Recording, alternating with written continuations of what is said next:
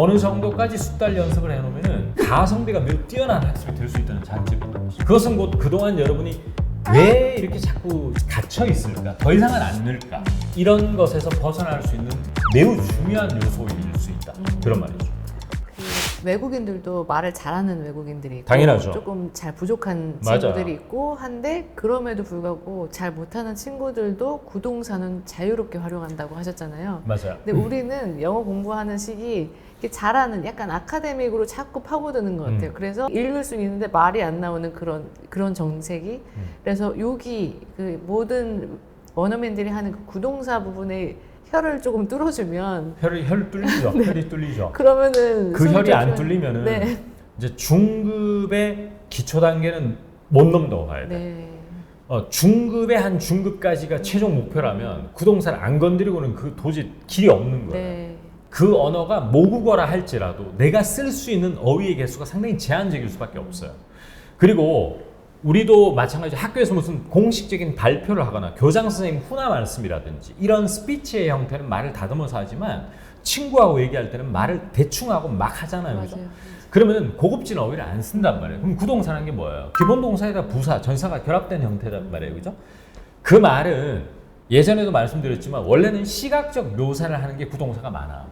시각적 묘사라고 하는 것은 무엇이 떨어져 나가버리면은 off라는 네. 그 표현이 필요하거든요. 그 단어가 come 가지고는 안 되죠. fall 가지고만 안 되고 break만 가지고는 안 되는 거예요. 그러면 come off, fall off, break off 이렇게 붙여일 수밖에 없는 것인데 우리 한국 학생들은 수능이라는 그 과정을 거칠 때부터 그런데 집중할 수 없는 학습을 해왔어요. 언어적으로. 주로 한 단어의 명확한 뜻을 외우는 그 공부를 굉장히 많이 시킬 수밖에 없어요. 말씀드리면서 뭔가 이제 방법이 정리가 됐어요. 왜 이게 정책이 머무를 수밖에 없었는가.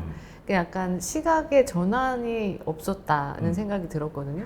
그냥 공부 방식이 계속 가르치던 대로 시험을 잘 보기 위한 방식으로 공부 방법이 이제 너무 익숙해졌기 때문에 이 말하기 방법에서 구동사 이쪽으로는 아예 생각하지 못했고 그리고 모든 단어를 다 1대1로 매칭하려고 하는 습관들 그 네. 상황에 맞는 거를 내가 찾을 수 있도록 아웃풋할 수 있도록 다양하게 소비를 해야 되겠다는 생각이 들었습니다.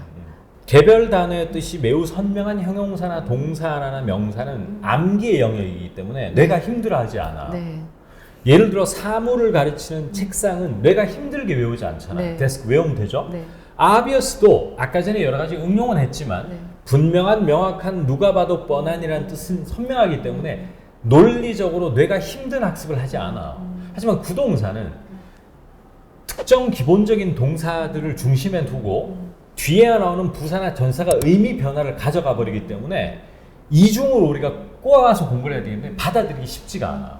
더군다나 come up with 같은 경우에는 이디엄적인 성질로 변한 부동사이기 때문에 논리적으로 이해를 할 수 없는 영역으로 넘어가 버린 것이거든요. 맞아요.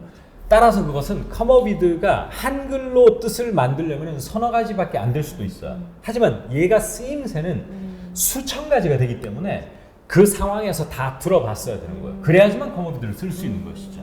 이 특정 부동사를 완벽하게 공부해 놓으면 영어 스피킹이 혈이 뚫릴 수밖에 없는 것이 네. work on을 예로 들어보면 하다못해 하체를 좀 더 키우셔야 된다 할 때도 work on 쓰죠. 네네네.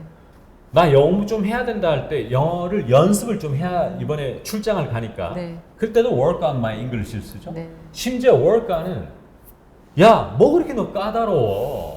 너 안 까다롭도록 노력 좀 해. 이럴 때도 work on 다음에 ing를 쓰는 거예요. 무슨 말이냐면은 범용성이 매우 뛰어나다는 장점이 있어요. 어찌 보면은 공부할 때 좀 힘들지만 어느 정도까지 숙달 연습을 해놓으면은 가성비가 매우 뛰어난 학습이 될 수 있다는 장점이 있는 것이죠. 그것은 곧 그동안 여러분이 왜 이렇게 자꾸 갇혀 있을까? 더 이상은 안 늘까? 이런 것에서 벗어날 수 있는 매우 중요한 요소일 수 있다. 그런 말이죠. 특히나 이런 거 있어요. 우리가 어디에 들르다라고 할 때 뭐 네. come by, swing by 이런 것은 네. 머리가 지끈지끈한 학습은 아니에요. 네. 암기의 영역이에요. 그런데 예를 들어 get by라든지 이런 것들을 공부할 네. 때는 좀 이해할 수 있는 시간도 필요하거든요. 원래 get by라는 것이 좁은 공간을 통과하는 느낌이거든요. 네. 그러다 보니까 나 근근히 버티고 있으려면 I'm just getting by 이렇게 이해해야 되는 거죠. 그러니까 무슨 말이냐면 시각적 상황을 묘사하던 get by가 비유적 의미를 띠면서 그런 의미가 되어서 네. 나중에 심지어 매우 비유적 의미로 쓰인다는 것을 논리적으로 좀 이해하는 순간은 좀 네. 힘들 수 있어요. 네네네. 하지만 한 번 이해해 놓으면 어떤 상황에서 get by를 들어도 선명하게 이해하고 잘 들린다는 거죠. 구동사는 정말 수백 가지 상황에 쓸 수 있기 때문에 평생 영어할 때 써먹을 수 있는 거예요.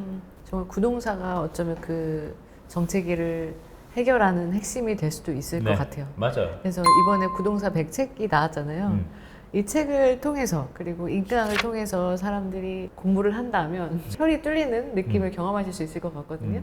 다만 그렇게 논리적으로 이해해도 네. 실제 스토리에서 꼭 공부를 해줘야 돼요. 마주쳐야 그게 된다. 이제 스몰 토크나 케이스 인 포인트에서 스토리 속에서 그걸 느껴봐야 돼요. 네. 그리고 사실 이제 그 책을 다 본다고 모든 게 끝나는 건 아니에요.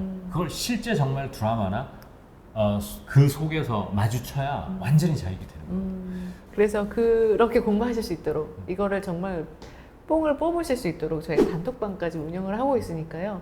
책, 인강 듣는 데서 끝나지 마시고 이거를 또 같이 함께 공부하면서 아웃풋식 공부 방법도 해보시면서 정말 이번에 정책이 끝내실 수 있도록 저희가 도와드리겠습니다. 뭐 가장 트레이드마크가 될 정도로 네. 영어의 여러 가지 영역 중에서 제가 또 가장 자신 있는 네. 분야인 것 같습니다. 정말 자신 있게 추천드리겠습니다. 네, 감사합니다.